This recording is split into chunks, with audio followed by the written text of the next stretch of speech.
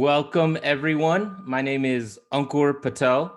I am the Director of Advancement of Hindu University of America, and it is our pleasure today to invite Dr. Jeffrey Armstrong to our weekly Saturday webinar series. And today, our topic is the challenges of translation, going from Sanskrit to English. That whole lost in translation aspect is so interesting while we're trying to dig deep into our roots and ancestry and history. Let me just give Dr. Armstrong a quick introduction. So Dr. Jeffrey Armstrong, Kavindra Rishi, is the founder of the Vedic Academy of Sciences and Arts in Vancouver, Canada. He has degrees in psychology, history, and comparative religions and literature. Jeffrey Armstrong is a philosopher, a Vedic astrologer, and teacher of Vedic wisdom and the philosophy and psychology of yoga for 45 years.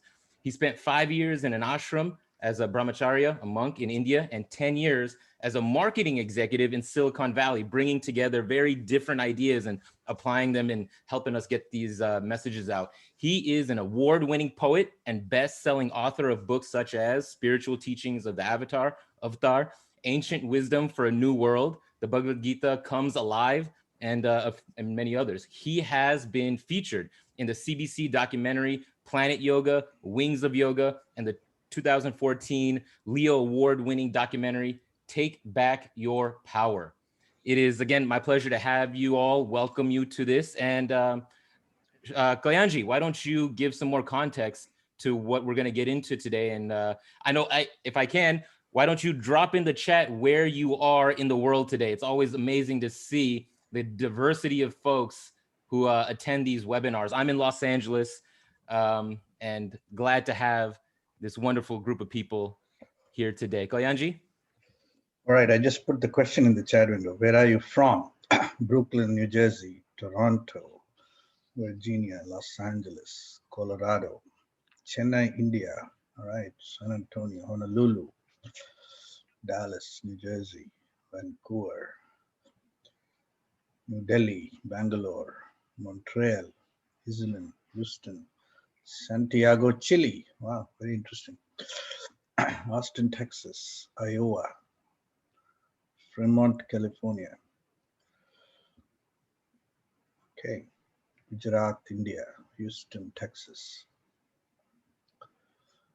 Wonderful. Okay, so we've got a terrific group of people. We've got about 120 odd people in the webinar. I'm sure it'll increase as we go along. Now, a very warm welcome to all the participants in the webinar today. I want to distinguish that there are two kinds of audiences in this webinar. One is people who have just logged in for our weekly webinar series. And then there are those who are in the Orientation to Hindu Studies class, which is currently running, whom I have invited. So if you are in the OTHS class, could you just identify yourself by just saying OTHS in the chat window? You're from the OTHS class, just put OTHS, Orientation to Hindu Studies, okay? All right, okay, so there's a few here. Wonderful, that's great. All right, terrific. So welcome to all of you. So today, before we step into the topic of the challenges of translation from Sanskrit to English, perhaps even from English to Sanskrit, I want to set this up by looking a little bit deeper into Jeffrey Armstrong's background that makes him somewhat uniquely situated to take on this particular topic. Okay, and Jeffrey was not born in the Hindu tradition or the Vedic tradition, right? He was born as an outsider, but something took him to the Vedic tradition, and he kind of straddles these two worldviews. You might say these two very different paradigms, or you could use another word, two different cosmologies, if you will, right? And he has particularly explored the challenges of going back and forth across these two paradigms. So, Jeffrey, why don't you begin with a little bit of a personal background, and then share with our listeners what brought you into this world, and what is the unique journey that you have been pursuing over the last, I don't know, 30, 40 years, maybe, or even more than that. So, please. All right, thank you, Kalyan, and pranams to everyone. And I always like to begin Guru Brahma, Guru Vishnu, Guru Devo Maheshwara, Guru Sakshat Parabrahma Tasmai Shri Gurave Namaha, because I've received all the gifts of the great rishis and gurus of the Vedic civilization. And so I always honor them before I begin to talk what I've learned from them. There's a verse of mine in the Bhagavad Gita that's very one of my favorites. It's in chapter 7, verse 19. Bahunam janmanamante, jnanavan mam prapadyate, vasudeva sarvamiti, samahatma sudurlabha. After many births in the pursuit of jnana, one finally comes to the conclusion, Vasudeva sarvamiti. Bhagavan, Vasudeva, is source of and the person of everything. Such an Atma is rare. So it is clear that we are all going back and forth, and that the body we're wearing is the costume. But who knew that just after colonization, the gurus of India would come to the West and say, wait, you forgot the crown jewels. You stole everything, but here, take our knowledge too. And so to me, the grandchildren of the colonizers, who expected me to keep on doing what they were doing and stealing everything in the world, instead, I found myself truly, deeply dedicated to the Vedic Dharma. There was nothing else interesting me. And this after my degrees in various subjects and becoming an astrologer and going into the ashram, then that dedication continued. But as soon as I went in the ashram, because I was a literature major, a poet, very literate within English speakers, my guru gave me the assignment of helping him translate the Bhagavad Purana into English. So a couple of months after being in the ashram, I was also now a translator with no Sanskrit knowledge and no real qualification to do so other than my high-level English. So this brings us to the dilemma. The dilemma as I encountered it was, here's this entire civilization trying to make it into English, but it's obstructed like a river trying to flow, but it's obstructed in various ways with Christian terminology, with words in Sanskrit that don't exist in English, that have no equivalent, and trying to bring them across. It's like you're trying to cross a border and you're carrying things that they don't want you to bring into their country. So to tell you the truth, for 400 years, Christianity's been fighting desperately to not have the Vedic knowledge enter their civilization. And Oxford was the fortress from which they fought this fight, in America, Harvard. So gradually I became aware of this fight, that it wasn't just an accident, but Christian terminology were proliferated in the Vedas as if their meanings were the same. And after a while, I saw that I could make a contribution. And it's certainly not to be the greatest Sanskrit scholar in the world, which I absolutely am not. But it was to work with those Sanskritists as one of the highest level English users in the world, which I am. I'm at the top of that pile. So what service could I do? Clear up the language and really help the flow of true knowledge into the English civilizations from the Veda. And about 10, 12 years ago, after committing myself full-time teaching, still I was struggling with this until I found etymology. So etymology is the secret. It's called in Sanskrit nirukta. Nirukta is the roots of words, the dhatus in Sanskrit, are unvarying. The grammar is unvarying. The phonetics is unvarying. The entire language, the poetry of it is unvarying. And so for that reason, Sanskrit is the only planetary language, the only programming language on our planet that is perfect in structure, performance, and here's the key word. It does not have what's called by linguists linguistic drift. The meaning of Sanskrit does not drift over time. All other languages are just like a seashore. They're drifting, their meanings change. When Shakespeare wrote poetry in English, 200 years later, that poetry was almost useless. English had changed so much that no English speaker could read it. When I studied literature in university, it took a year to study Old English so you could read Shakespeare. But with Sanskrit, the same rishis that wrote the Ramayana, the same rishis that wrote the Mahabharata, Veda Vyas, that Sanskrit is still Sanskritam, the perfected language. So in summary, I've just decided that that's one of my dharmas is to help clear the fog of linguistic usage in translations. Terrific, Jeffrey, terrific. Okay, great. So, just for to put things in perspective here, when you first entered an ashram, was that under a particular sampradaya within Hinduism? Yes, it was. It was the organization known as ISKCON, and it was A.C. Bhaktivedanta Swami Prabhupada.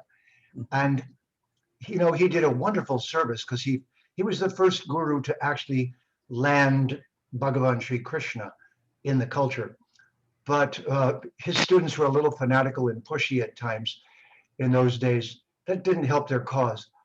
But for sincerity and for bringing in the deep truths of the tradition, Prabhupada was really wonderful and pure and sincere, and he was never corrupted. He was just marvelous. So he was my first guru. Then I had a Jyotish guru. I had a guru of Sanskrit, Ramanath Sharma, who was a Benares Brahmin who learned Sanskrit at childhood.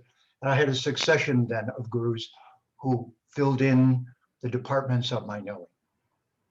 Okay, so I think there is a question already in the chat window, and I just wanted to mention to the audience, if kindly use the Q&A box to put your questions in. Okay, we will definitely pick up your questions, but not right now. Towards the second half of the program, in the chat window, it's just going to be a stream of conversations, and I'm not going to pick up questions from the chat window, just for audiences. Understanding. So kindly put your questions in the Q&A box. All right, terrific. So now, Jeffrey, so when you translate from Sanskrit to English, there are many words that do have fairly straightforward equivalences, in the sense, if I'm referring to a clock or a table or a ball, there are things that we can, a flower, etc. It's pretty straightforward. It's not complicated. But however, there are words that are much more challenging to translate, and because those words are coming from a whole different cosmology or paradigm. Okay, why don't we take a few of those words to illustrate the challenge specifically, as through examples? Definitely. And those, I would like to use the English word worldview for what we're trying to get across, as you said, a cosmology. And the other thing to understand is that object words are not a problem. So linguists call objects, recognizable objects, skinny words. They don't have any ambiguity. And words that have a deep level of meaning, I'll give you one, is the word love, L-O-V-E. That's a fat word. If I say I love you, you say, what kind of love? You love pizza, you love your dog, you love your wife. What kind of love do you love me with? Now, the Sanskrit word that gave us the English word love is lobha. And lobha means greed. So actually, the English word love means I'm greedy for something. I'm greedy for this, I'm greedy for that, I'm greedy for this. But it's such a fat word that it really doesn't convey the same meaning. So now if we take a word like prema, prema is a technical term in the bhakti vocabulary of one's relationship with the Supreme Being. But English love doesn't carry the same essence as the word prema. So as you go down into this, you'll see that subjective words are where the problems are. And it's also where the doctrines of Christianity were superimposed in translation with God, Lord, heaven, hell, sin, angels, etc., many gods. Okay, great. So why don't we take another example? So for example, there are many Sanskrit words for, let's say, such as Brahman, Bhagavan, Ishvara, Devata, and so on. Now, when you translate into English, right, you straight away run into several issues. So let's look at what is the nature of the issue, the nature of the problem in translation. Great. Let's use a simple one that everyone can relate to. Let's use Atma and soul. Okay. So soul in English originally was S-O-L in Latin, Sol, and it's a name for the sun. So the sun is a planet that exists in our solar system and is made of matter, so it will only exist for a certain period of time. Suns burn out like light bulbs burn out. So it's not forever. It's not immortal. It's not something that will always burn. But as we see it, it's a light bulb in the sky that will burn out, just as everything material will. So that word Sol was used as a metaphor for soul, but soul does not have a definition in Christianity. It has one lifetime. It did something wrong before it got here, rebelled, was angry, was bad, turned bad. So now we come here and soul is a sinner. We don't know what that means either, but we know they did something wrong. But they did, where were they? How could they have a rebellion? We don't know. So if you're a Christian, the word soul means you were somehow evil. You got sent here. You're evil for being here. You have sin. You have to get rid of that sin while you're here, or you go to hell and get tortured forever. Now that's the meaning of sin and soul, and you only have one chance. Okay, pretty scary. You're held above an abyss. You're evil for reasons you don't know why, and it's all the girl's fault. It's all Eve's fault, which is another terrible one. But so just think, okay, so that's what soul means, a one lifetime worldview, uncertain of what you really are, or where you were from, or where you're going, or why you're here, other than that you were evil. Now, that's the meaning of soul. Now let's look at Atma. Now, before you go there, Jeffrey, just one quick question. So now, prior to your incursion into the Vedic world, you were if I'm not mistaken, you were a Catholic. Protestant Christian. Oh, Protestant Christian. Okay. Yeah. Okay, great. Luther. All right. So now, your understanding of the word soul then comes from your, is it fair to say, from your knowledge of Christianity in your upbringing, or have you deeply delved into the meanings through the so-called the texts of Protestant Christianity and the various all the what's the right word? That's a great question, Collier. Exegesis that goes on in the world. Yeah. Well, as a matter of fact, I started out asking at 13, asking everyone, every minister, every rabbi, questions that they didn't like. So I was raised in a simple Protestant church, and nobody was mean to me. There was nothing evil about Christianity in America, but it just had this very narrow worldview. And I thought something was wrong. Gradually, I went to the university first for psychology and literature. Then again, after the ashram, I went back for a degree in history and comparative religion, so I could really get the stories of the Abrahamic religions and every other culture clearly in mind for comparison purposes, so that I could compare them. So in that case, I've studied the history of the Christian religion very deeply. its inquisitions, its historical moments, the fact that Jesus's words were spoken in Aramaic and written down 100 to 200 years later in Greek. So they were hearsay for 200 years, then written down in a different language than he spoke them in. What's the likelihood that they're not precise? Obvious. So I've spent a lot of time of my life looking sympathetically and deeply into every religion's story, and I honor them for their search for truth. I don't dislike them or speak badly of them, but I can speak objectively of what their truths are as a scholar. Okay, great. Thank you. Please continue. All right.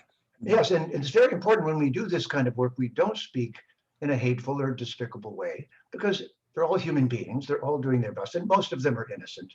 They didn't initiate colonization. They're just going to church and trying to be sincere and raise their family.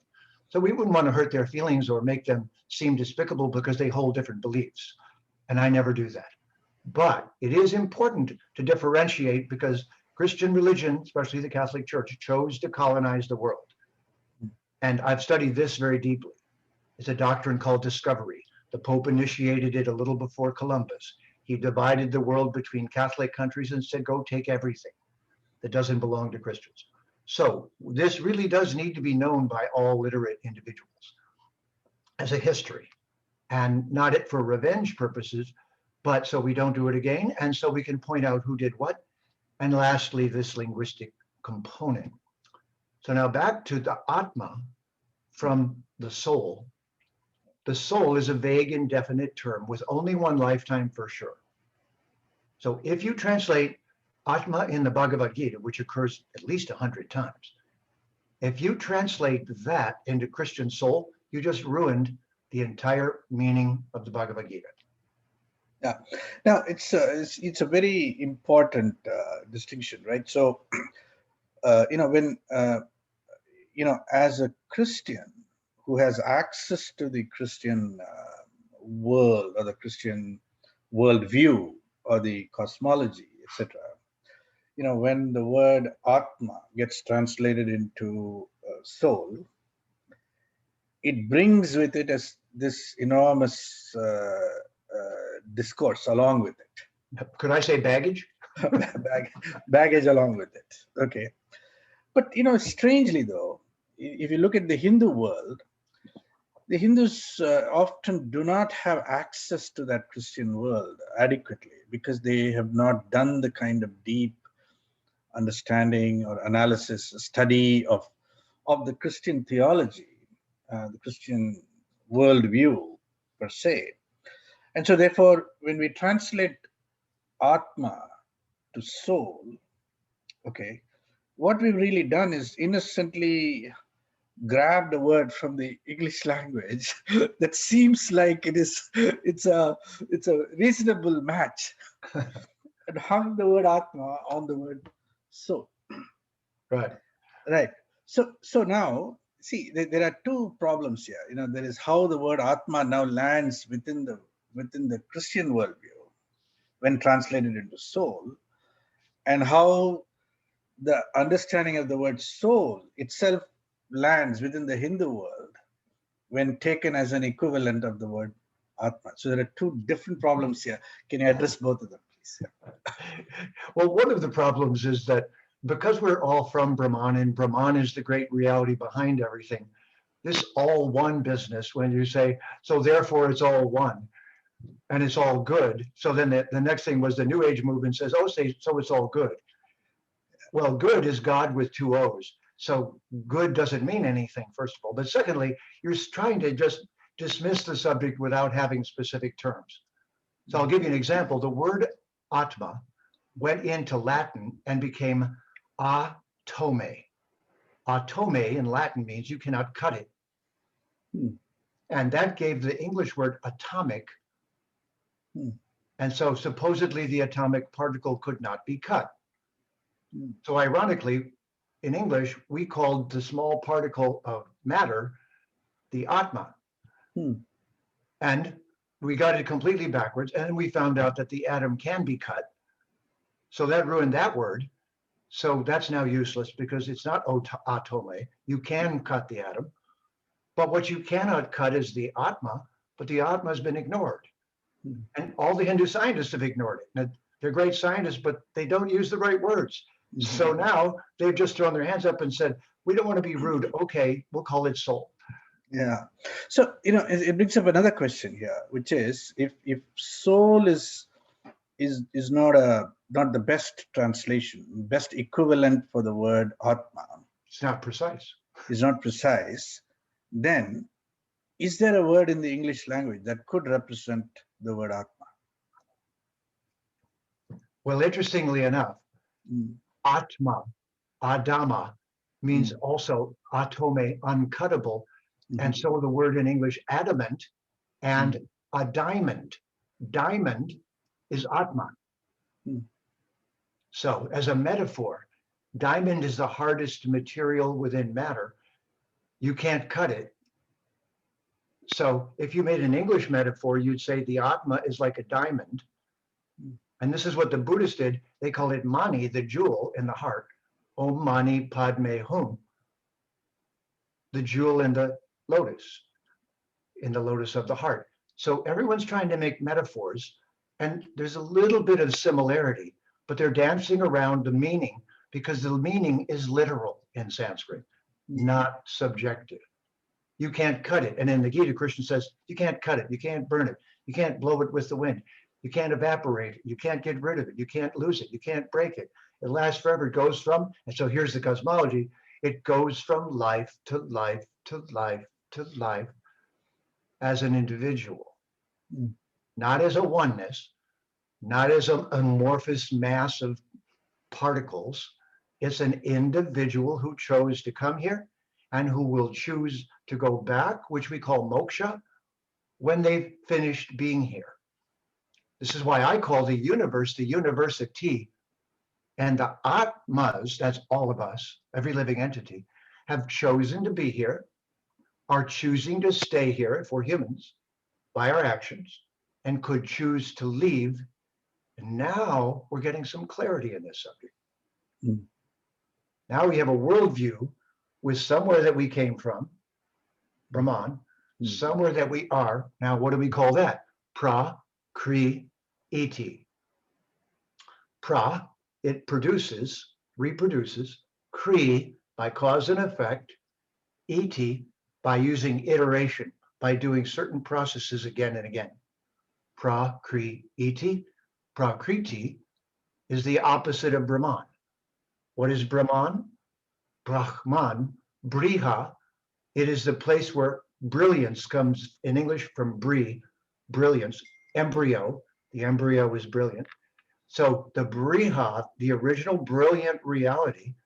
And what is the name of the rishi? Brihaspati.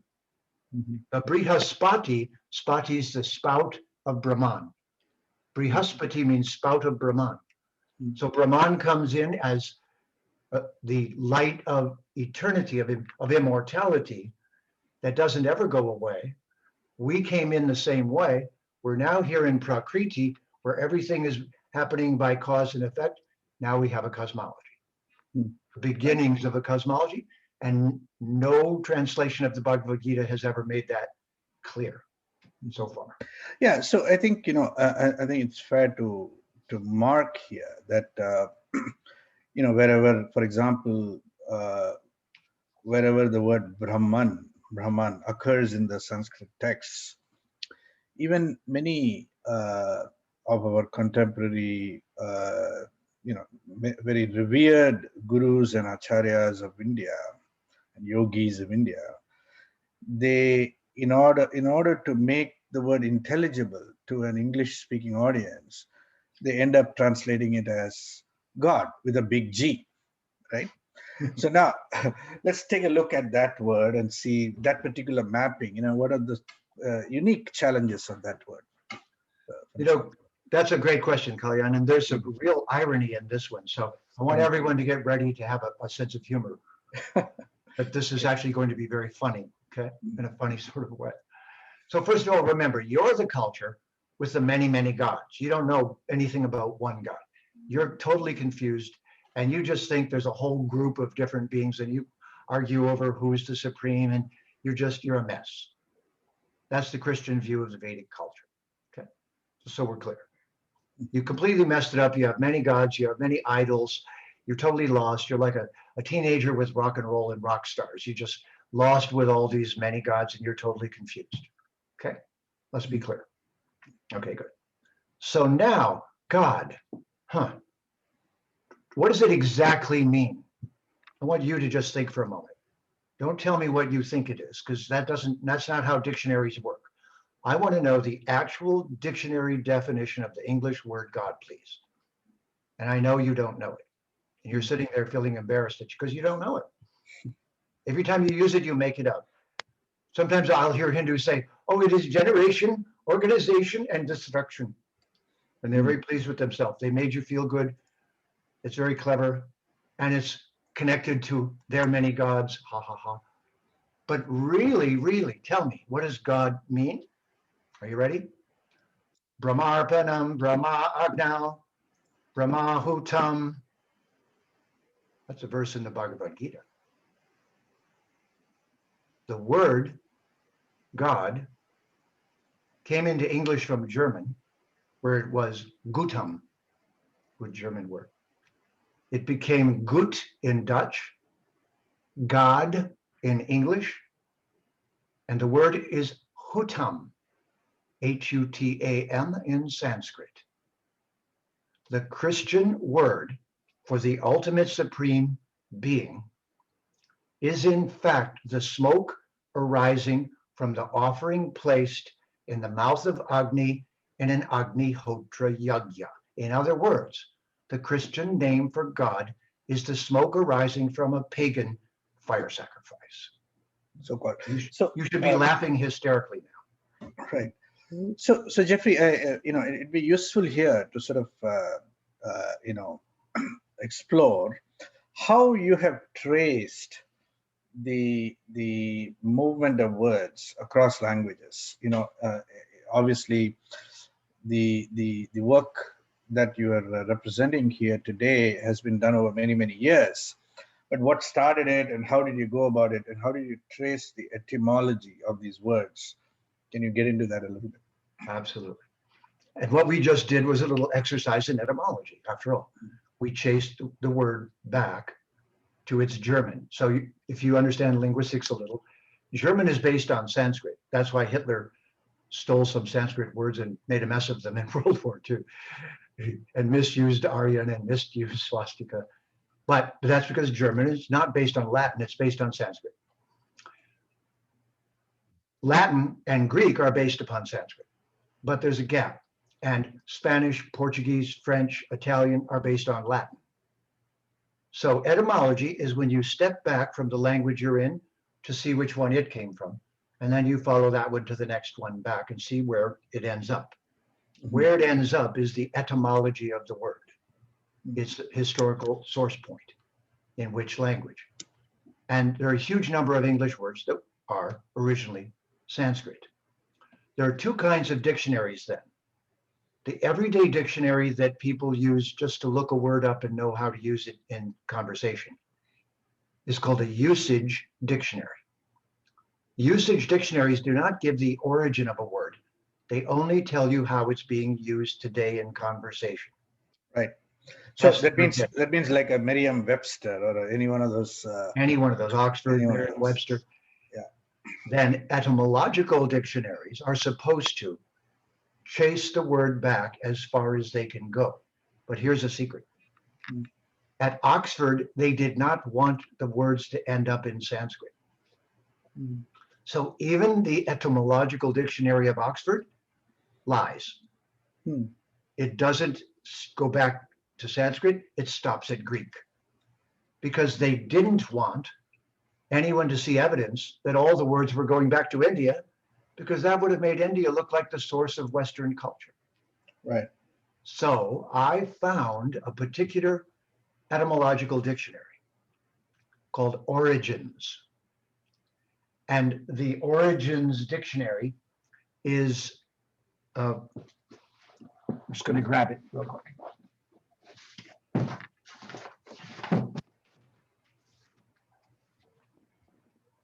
Because it's unique and you can't find it in other places.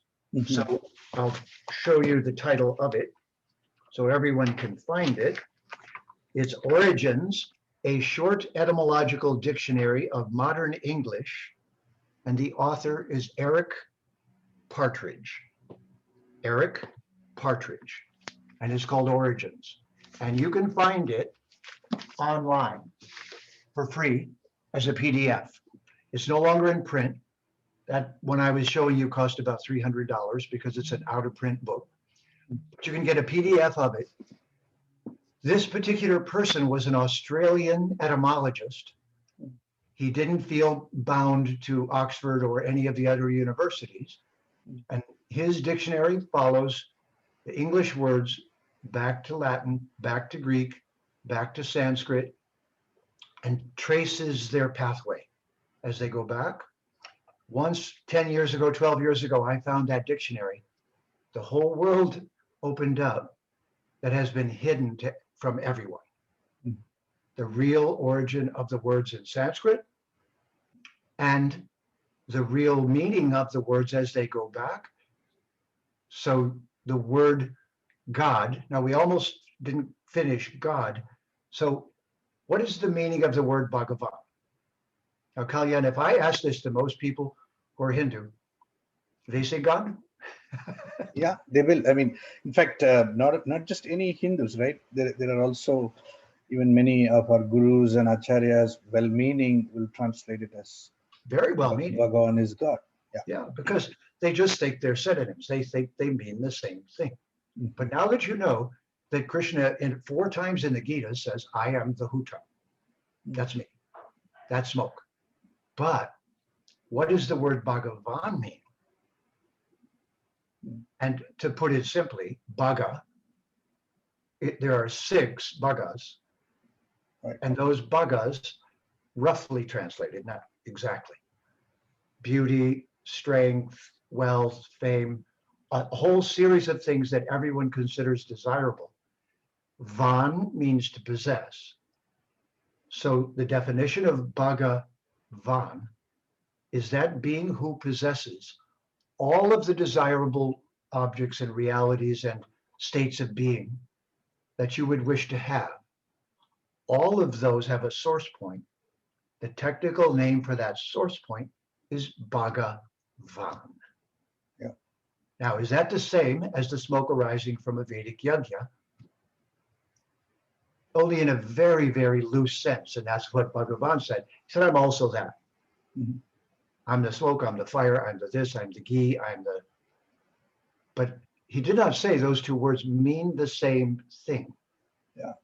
So here's the word. They are not equivalent. They don't equal each other. So if you say Bhagavan means God, you just destroyed the meaning of Bhagavan and excused the listener from having to learn it. And Right. this has been the problem so far. And the word God, even though its etymology could be traced through this arduous method back to Hutam, That's right. right? Back to the you know, smoke. the word has still yet managed to accumulate a whole lot of Christian implications, right? So can you share a little bit of what the word God means within the Protestant Christian tradition, for example, and what does that do when you translate Bhagavan or Brahman into God? Yeah, that's great. Well, let me quote one of my favorite poets, William Blake, English poet. He was quite an excellent poet and a mystic at that. And by the way, he studied from teachers from India who brought yoga and tantra across to London at that time in history. So this influence has been creeping in for a long time. Anyway, he called the Christian God mean, old, nobodadi. This is English for the angry old God, who's dangerous, angry, vengeful, wants to hurt you, is upset with you already, and is dangerous and difficult to approach. Now, think of that as the definition of God in Christianity. Scary, dangerous, angry, masculine, not feminine, doesn't like girls. Women are already a problem, only masculine, very upset, very punishing, hard to approach. Now, what does Bhagavan say of himself when he's explaining the Gita to Arjuna? Because you're my very dear friend, because we're best friends. So what is the difference, you're asking, between an angry deity who wants to punish you and a divine being who presents themselves as the source of everything and your best friend? Which feels better, best friend or angry, despotic ruler who wants to punish you? So, Jeffrey, I want to raise a little objection, if you don't mind. Okay. Now, even within the Christian world view, right?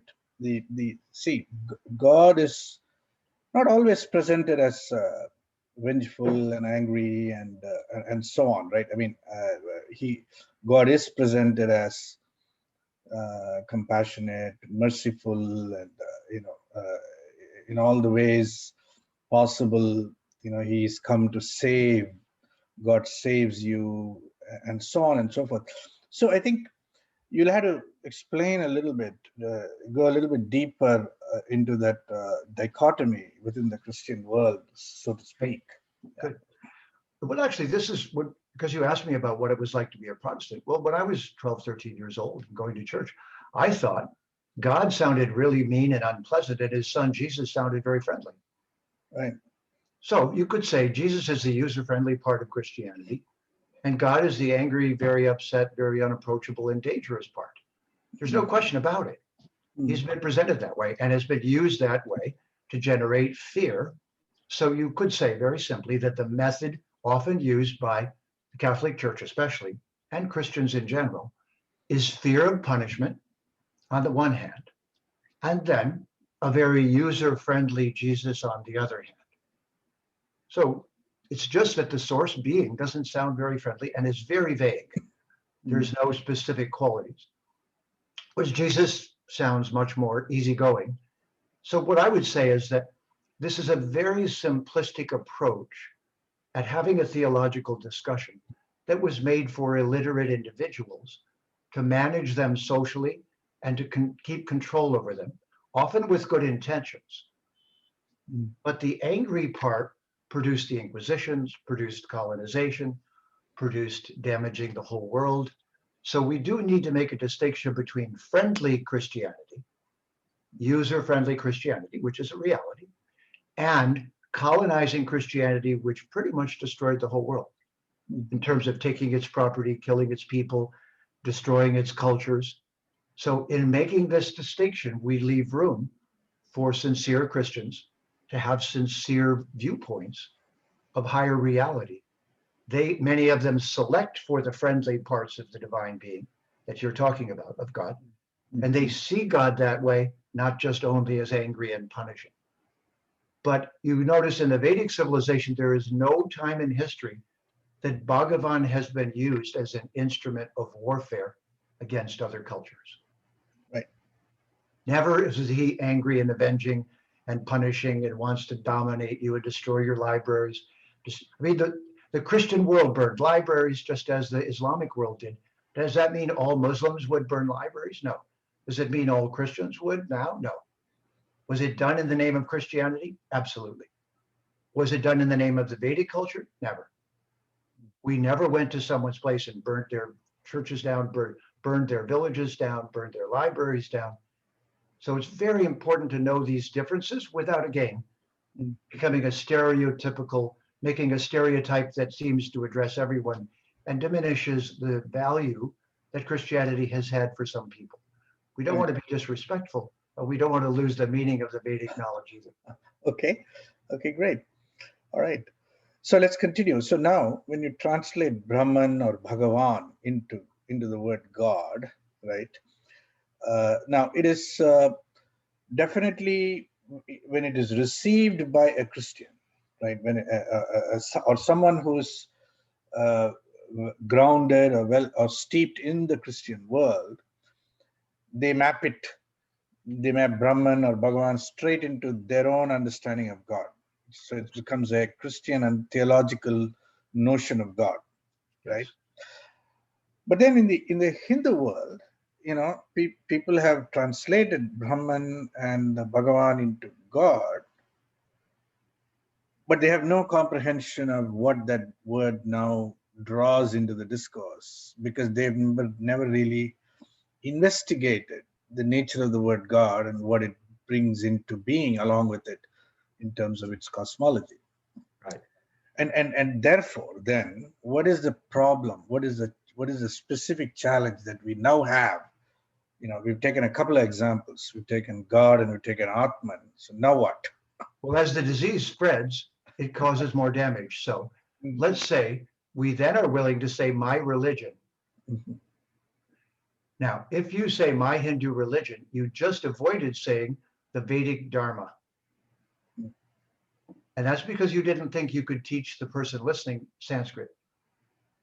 You think you don't have permission to use any Sanskrit words. But here's the thing. You cannot describe the Vedic worldview without at least 100 essential Sanskrit words. And so if you accept religion as a substitute for Dharma, and this is just what the entire Hindu world has done, they have allowed that to happen instead of saying, excuse me, we aren't a religion. Religion is re ligare, and it means bound by a book of rules. You hear the word legal in there, ligare, bound by laws and rules. So that is the definition of an Abrahamic religion. It has a book with a bunch of rules that you must follow. So that's a religion. But the Vedic library is the Mahabharata, the Ramayana, all of the different literatures, the Upanishads, the Vedas, the Rig Veda, Samaveda, Yajurveda. Are they just a bunch of book of rules? No. They're a library of divine information about Brahman, about the Devas, about the world, about how it works, about the laws of nature, about medicine, about astronomy, about mathematics, jnana, so many different things. So therefore, that worldview, which is dharmic, so now let's go to the root of the word dharma. The root is dri, and the root of dri is ri. The ri is the ritam. What is the ritam? It's the laws of nature that were divinely created, that everyone is functioning within, that they should know about so they can cooperate. So that's why the Vedic culture is so scientific, because it has the ritam is scientific. Then ri becomes dri, the essential nature of a thing, which if you take it away, it's no longer itself. If you take liquidity from water, it's not water. The dharma of water is to be water, to be wet, to be fluid, to be this, to be that. Then kri becomes cause and effect. So ri, the laws of nature, becomes dri, the essential nature of something. And now we're building words out of roots that have an extended meaning. So now the word dharma means our culture, our civilization, tries to cooperate with nature at all times. To the extent that we know how to do so, we follow the ritam, which is like the laws of religion. But in religion, it's just a small book of laws that tells you what to do, and that's it. But in a dharma culture, you're supposed to become aware of how to cooperate. And then there are particular uses, one's sva dharma. So because we can't say sva dharma, we got caste. Caste is not the right word, but my particular duty, the thing I'm supposed to be doing, is closer. So in this way, by not using the Sanskrit and Vedic terms, we adopt others and we say my Hindu religion and leave it at that. And as soon as you do, you can't explain yourself. Once again, you close the door to explaining yourself by refusing to use a Sanskrit word and giving them a new piece of vocabulary. Right. So, so a critical piece of distinction, or a viveka, if you could to use a Sanskrit word, right? Yeah. A critical piece of discriminative understanding is to recognize when a Sanskrit word can be rendered into an English equivalent relatively harmlessly, Right. and when a Sanskrit word, if it is rendered into an English equivalent, it causes enormous harm to the the paradigm, the cosmology, the worldview, and the mapping just creates enormous confusion on both ends of both sides of the equation, so to speak. Good. Let's do one. Okay. So in the Bhagavad Gita, Uh-huh. all the translations call Bhagavan Lord Krishna. Yeah. Okay. Lord. So what would it be in Sanskrit? Bhagavan. Bhagavan. Just Or Bhagavan. Sri Krishna. Sri Krishna. Who's Sri? Sri is Lakshmi. Lakshmi. So is there a difference between Sri Krishna and Lord Krishna? Well, let's find out the actual meaning of the English word Lord. Okay. The English word Lord is from Old English, so it's not a very old word, but Old English, a few hundred years back. It was called Haflard and Haflady. Haflard and Haflady, the half word, is the word loaf, like a loaf of bread. So the landowners in England were called Haflard and Haflady, meaning peasants, essentially slaves, essentially a caste of peasant workers who never could own property, lived on their land. The Haflard is loaf, like a loaf of bread. It's loaf lord and loaf lady. And loaf lady is the one who bakes the bread, and loaf lord is the one who protects it and gives it to the peasants as payment for their work. So this is the British caste system, where the peasants are peasants from life to life and can never own the land. Where hereditary ownership of the land, so it's the caste of the children descended who own the land, that never changes. And they don't, how they take care of the peasants is they give them bread. The lady bakes it, half lady, the half lard or lord gives it out. Now, what is the favorite prayer of Christianity? Our Father who art in heaven, hallowed be thy name. Thy kingdom come, thy will be done on earth as it is in heaven. Give us this day our daily bread. So the word Lord simply means the one who gives you a loaf of bread. So should we call Bhagavan Lord Krishna? No, is he going to give us chapatis if we do? Jeffrey, I was just thinking, in England, even today, you have the House of Lords and the House of Commons, right? That's right. And I wonder if that the same distinction between the lords and the peasants simply got kind of translated into these House of Lords and the House of Commons. This is the whole problem. That words are not used in a literate way. And the distinctions are not important because it's blind faith religion. Now listen carefully to this, everyone. The problem with Christianity is that it is a blind faith. It is not based upon cultivation of jnana or samkhya. There is no knowledge base per se. It is a blind faith that I will be protected by Jesus and saved, and I will be saved of my sins. It's all emotion and no knowledge. Sola fide. What's that? I said sola fide. Yes. Yeah, sola fide, right? By faith alone. Isn't that what that means? Sola fide. And fide, so let's follow that one back. So fide is Latin for what became faith in English, but the F is V. When you see someone go va, fa, it's called a labial fricative. So fide in Latin came from Veda in Sanskrit. Not only that, but Veda or fide or faith became the word federal, as in the federal government of the United States, who you were supposed to have blind faith in. So federal is from Veda. Veda means to see, vide, and video in English came from Veda. So a video allows you to see, but so does a Veda. Veda is that knowledge which allows you to see. So you don't have blind faith, your eyes are open. And which eye? Chastrashakshus, the third eye of direct knowing.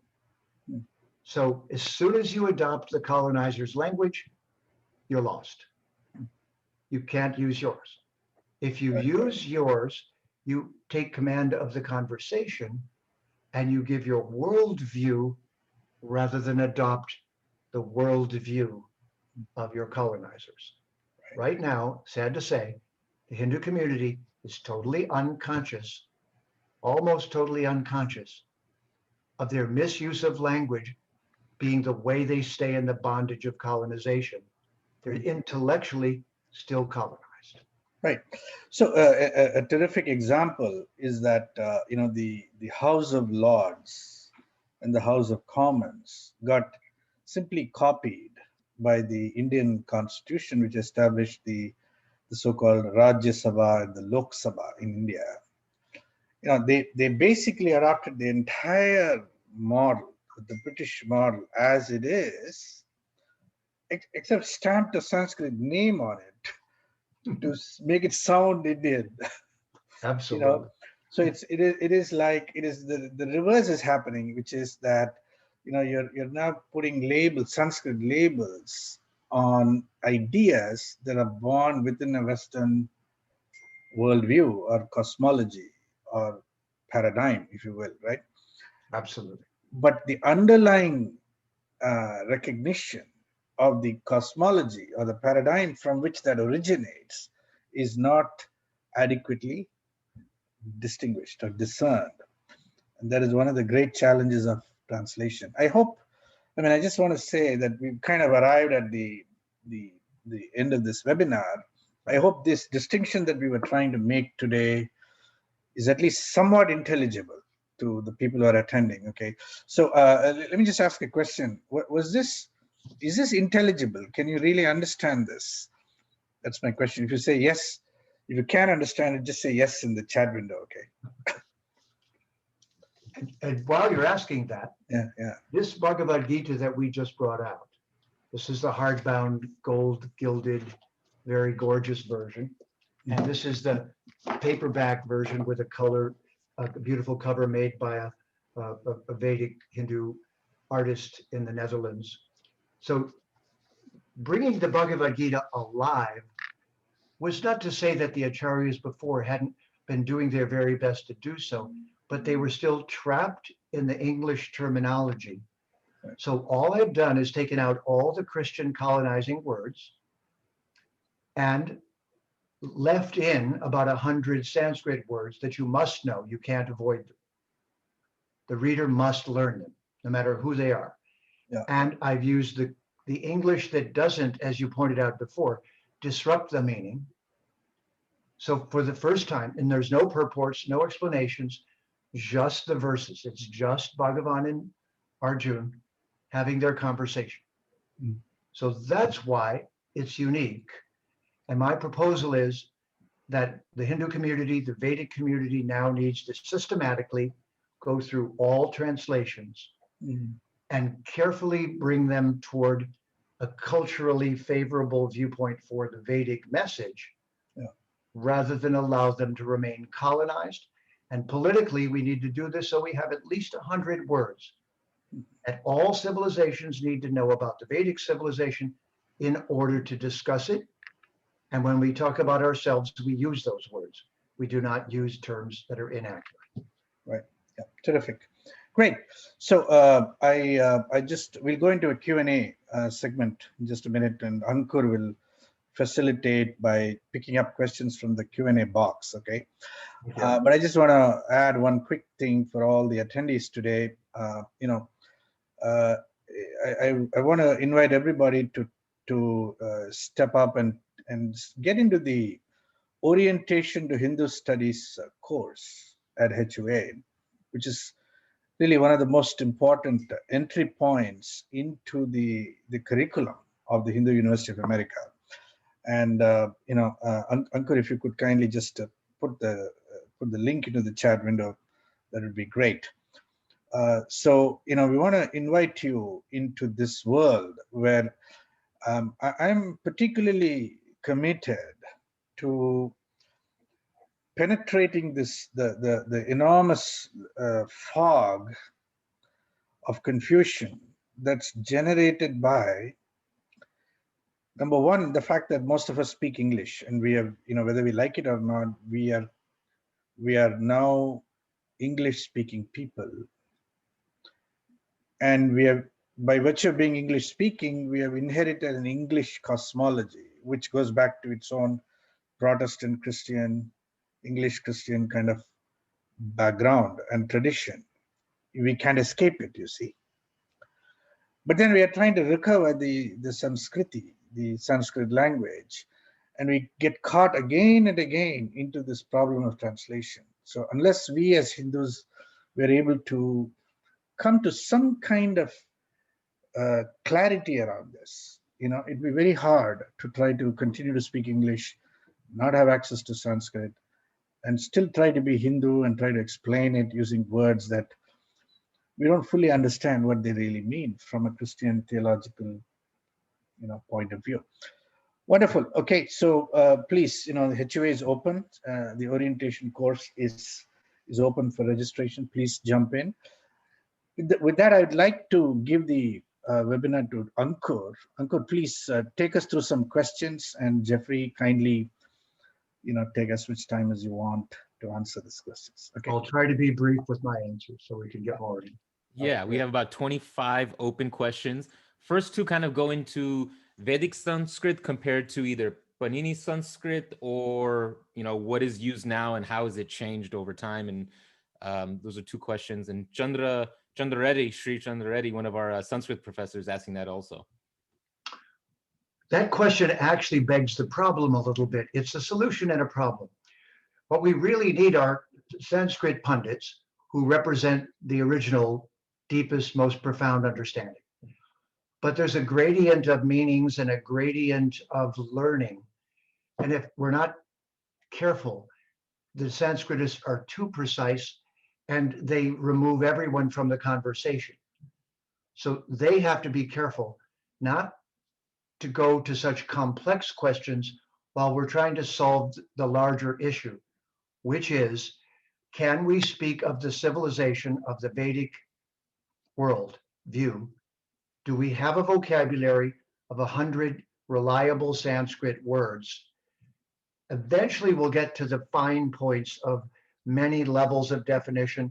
Anyone who knows Sanskrit knows there's many layers of meaning, and that you haven't completely exhausted those meanings when you give the first couple of meanings in a word.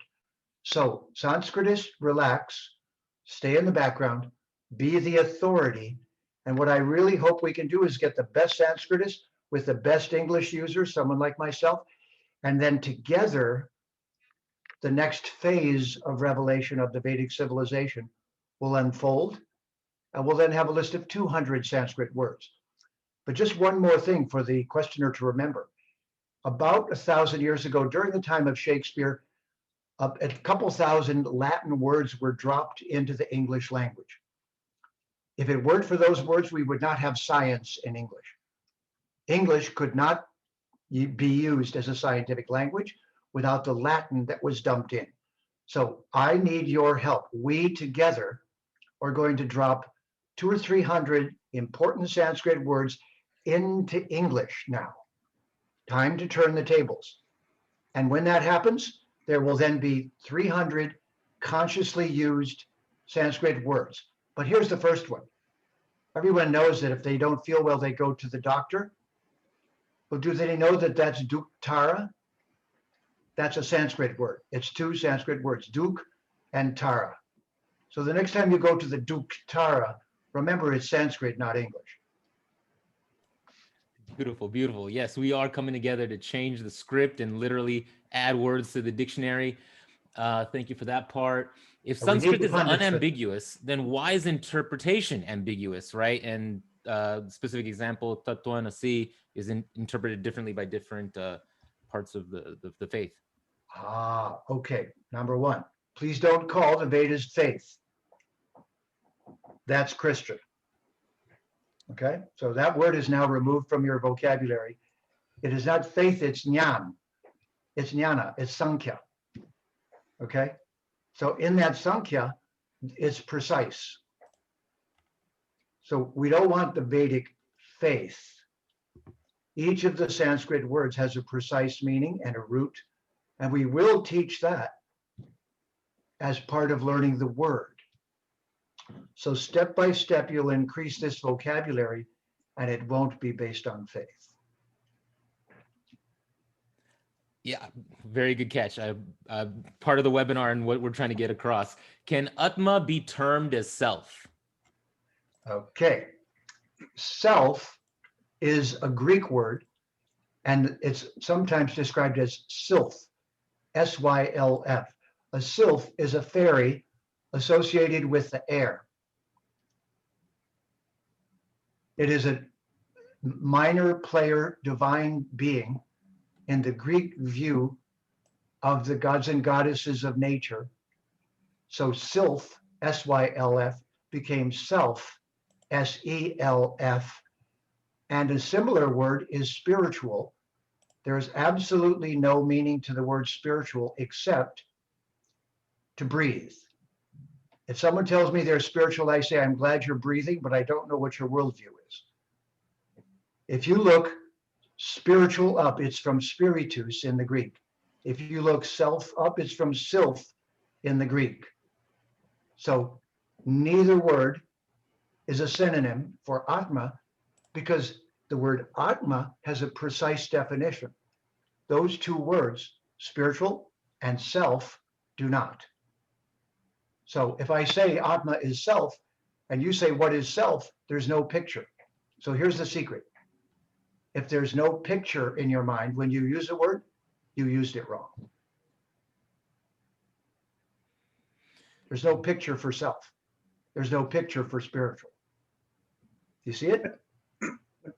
Jeffrey, but that's probably true for a lot of the words in Sanskrit which represent sukshma things, right?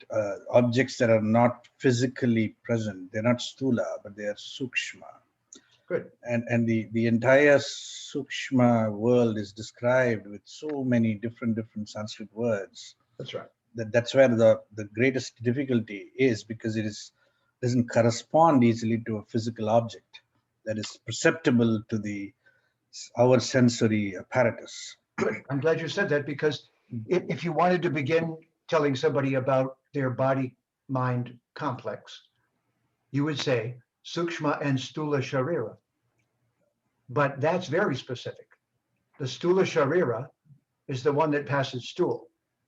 And it's made of 5 elements: earth, water, fire, air, and space. Not 10, not 20, not 60, 5. 5 meaning at a certain level, they appear as 5. But at the atomic table of correspondences, there's 108 or so Known so other far. elements inside that. So we know Samkhya is going to show us these distinctions. But the Sukshma Sharira is a Hamkara, Buddhi, and Manas. Now, if you say mind instead of Manas, you just ruined the word Manas. Because mind in English means to think. But Manas in Sanskrit is thinking, feeling, willing, and memory. 4 faculties that are specifically different. But now you could say to me, but those 4 faculties have subdivisions. And I would say, of course, it's called Samkhya. It's called science. It isn't that you don't have subdivisions. It's that your definitions proceed more systematically and you don't get lost having a correlation between the subdivisions and the word. So, of course, science becomes so subtle that it's difficult to put words on the most subtle discoveries. But that's a separate question from at least describing. So when we dream at night, are we in the Stula Sharira or the Sukshma Sharira? Sukshma. Yeah. We're in the Anta Karana. The Antar means the inner, but it also means the after body. So when the 5-element body is burned, the Anta Karana goes to another place and is given another 5-element body. So we are using these words in a context of subjectivity. We know that. But the more specific they are, the less we get lost. So great question, actually. Terrific. Udit Shahji asks, should we not translate Sanskriti as culture? So culture, Sanskriti, that combination of ideas, where does it come from? Sure. Well, the word culture is from the Sanskrit word kula.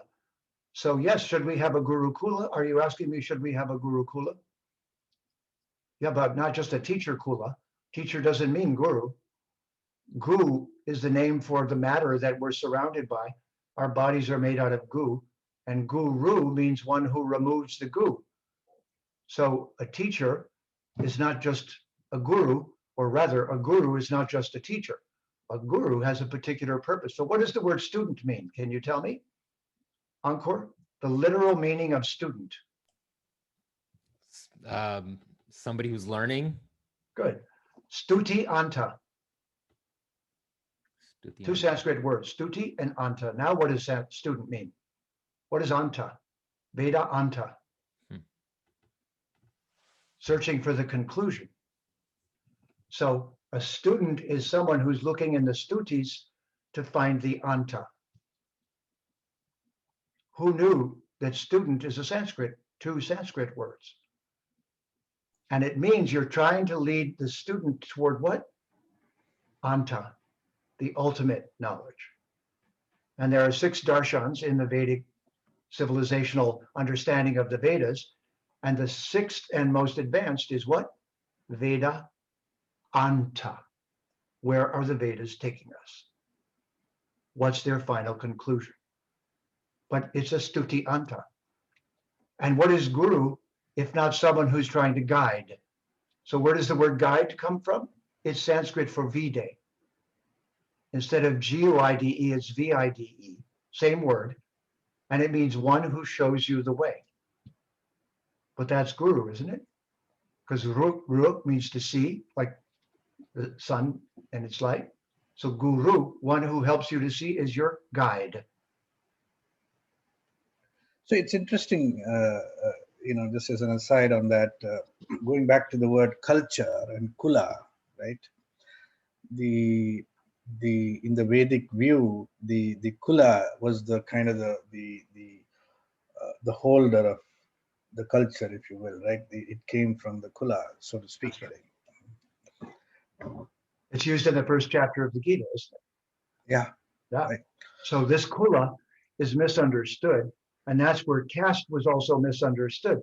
If you don't know kula and you don't know varna, and you don't know dosha, and you don't know guna, then how can you describe these various categorizations of humans that are not meant to be a way to put them in slavery? It's a way to describe what their function is. So Kshatriya is a particular varna. The word varna gave us the English word varnish, the coating on the surface. So the deeper you look into this, the more it becomes an intelligent conversation. And as soon as it is an intelligent conversation, Sanskrit wins. Sanskrit has the answers that are not present in English, not present in Romance languages, and Latin and Greek only have a little bit of it. They came from the Sanskrit.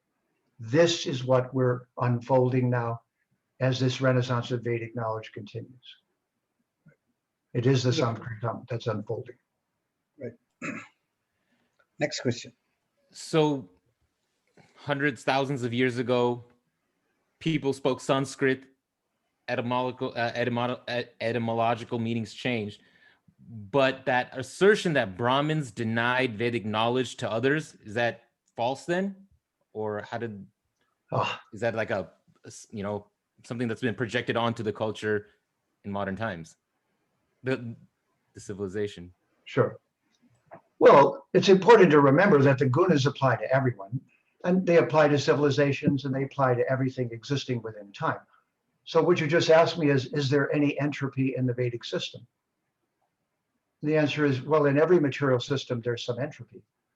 Is it possible that it could also experience some degradation? Yes, but that's described in the Vedas. It's not something that comes to us from the West.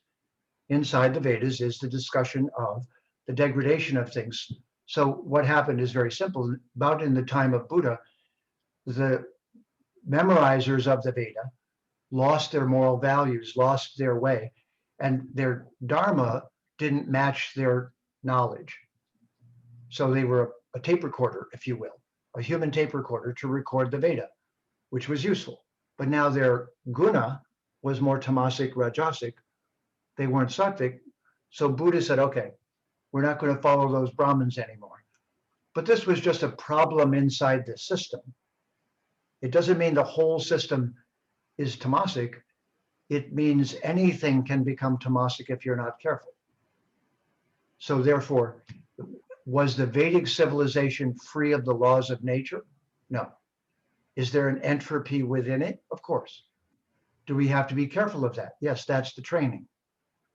So every system, even the most perfect system within matter, is subject to entropy. That doesn't invalidate it. That simply means it's part of nature, and nature always goes into entropic states. Yeah, I have a perspective on the same question, Ankur, just for our audience, right? See, I think the notion that the Brahmins denied knowledge of the Vedas, Vedic knowledge to other communities, I would like to suggest is, from a historical perspective, false. It's completely false. Right. Okay.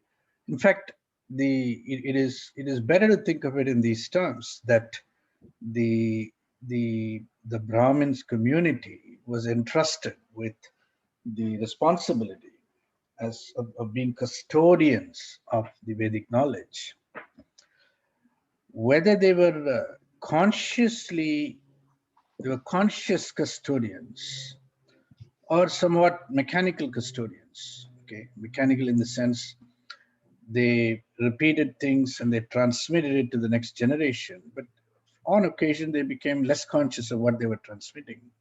Yeah, that's part of what Jeffrey was just mentioning about the degradation that is inherent. But the beauty of the transmission was that it could get upgraded in a future generation, just as it got degraded in a previous generation. You know, the language had the potential for ennoblement, for upgradation, you know.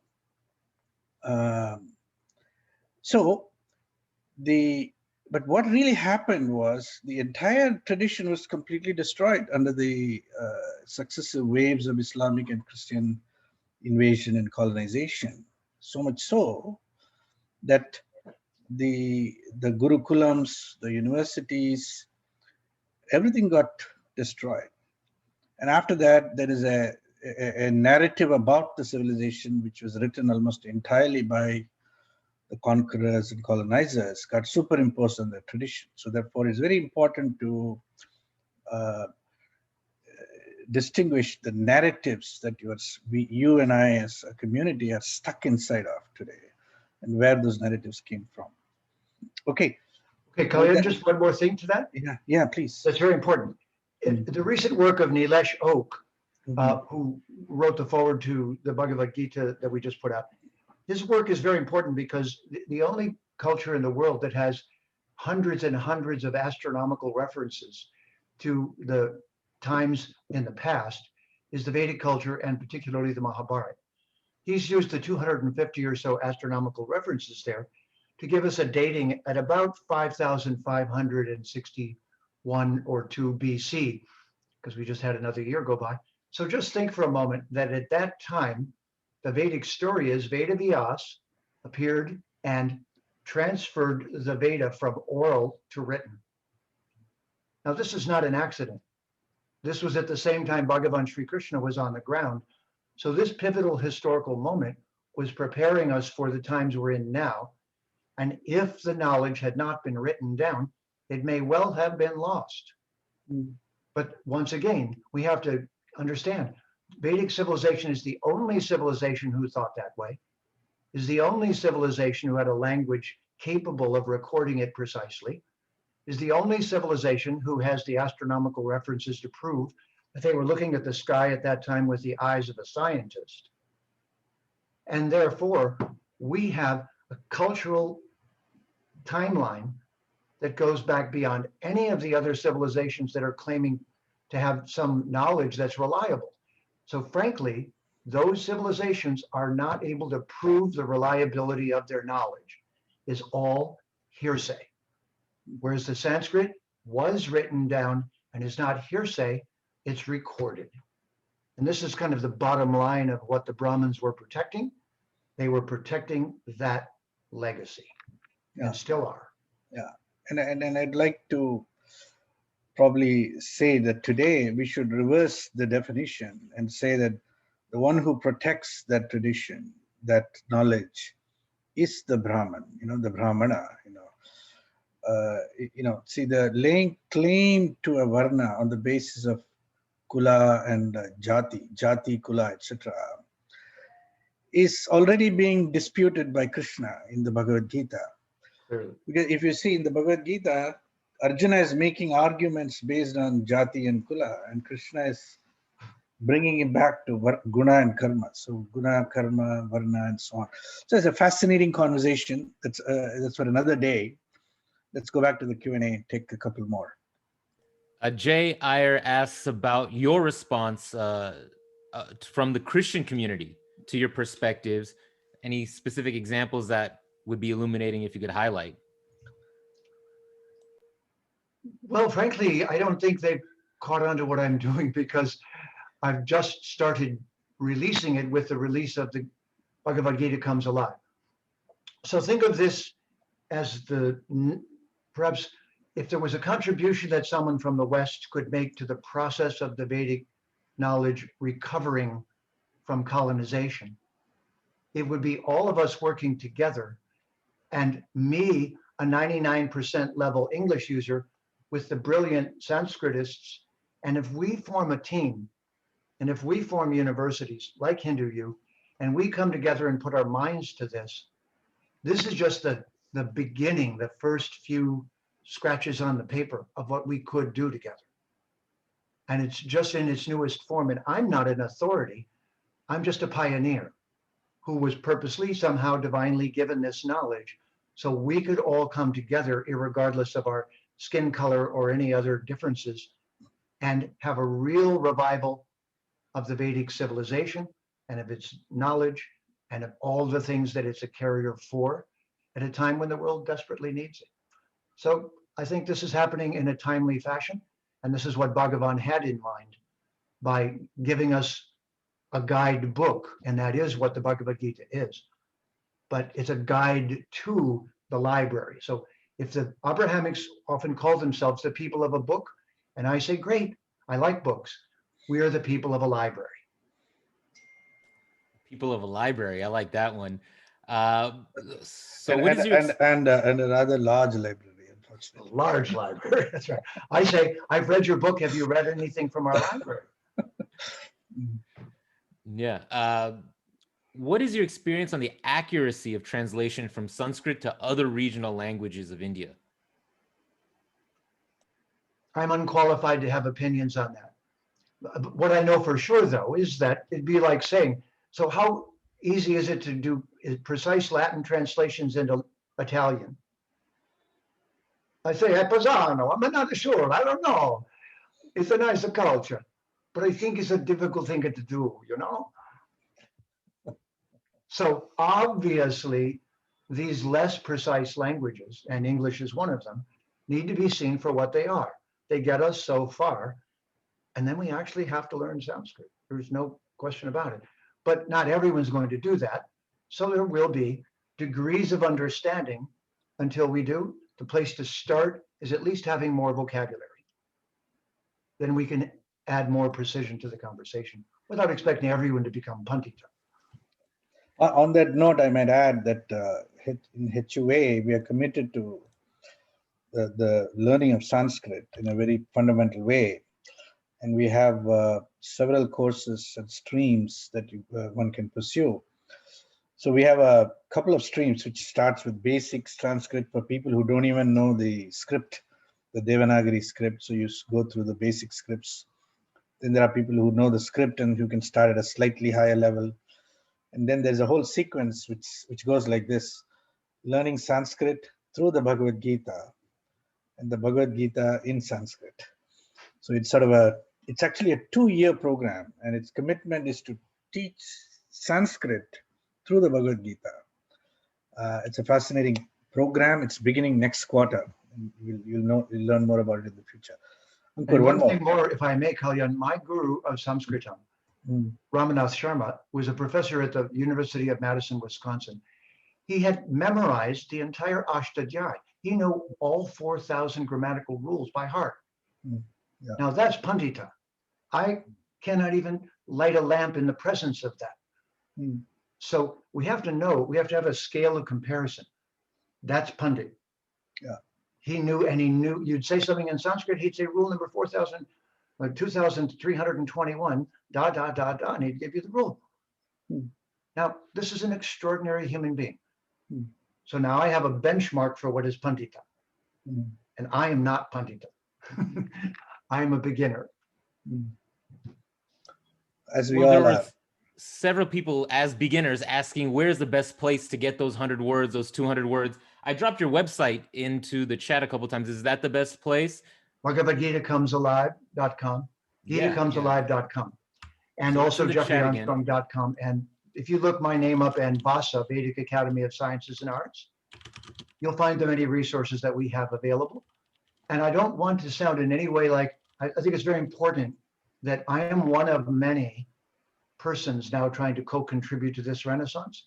And all of the great acharyas from Bharat who've been coming to the West got this started. And I'm just trying to continue their work. So it's very important that it doesn't look like we're displacing all of those great thinkers and the great services they did from Vivekananda forward as they bravely came and brought this Vidya to the world.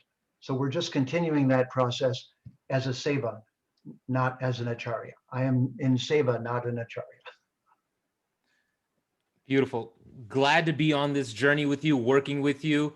We're closing in on the end of the webinar. Kalyanji, did you have some closing thoughts? And then maybe we can hand it back for some closing thoughts. Yeah, so I just want to say, everybody who participated, thank you all for joining. See, one thing, we may not have gotten to every question in the Q&A box, and that's usually the case because it's impossible to do justice to so many questions, and each question is a very interesting question. It requires its own kind of time and attention to obviously respond adequately. So please don't be disappointed that we didn't get to your question. But I have an alternative, join the university in some way, because these are the kinds of questions that we explore in these courses. And I'm sure we're going to do a lot more of these types of conversations in the future. I want to thank Jeffrey Armstrong for joining us today. Yeah. And Jeffrey, I hope this is one of the first and certainly not the last of your appearances in one of our webinars. So we'll be very happy to have you again in the future. So with that, thank you all for joining today. Namaste. And, for those of you who want a recording of this, you can get it. And I'll just check with Ankur. He'll tell you how to get it. And last pitch for the Orientation to Hindu Studies course. It's going to begin in the first week of April. Come on board and we'll have a terrific journey together. Thank you. And namaste, everybody. Bye-bye. Namaste. Pranams. pronounce.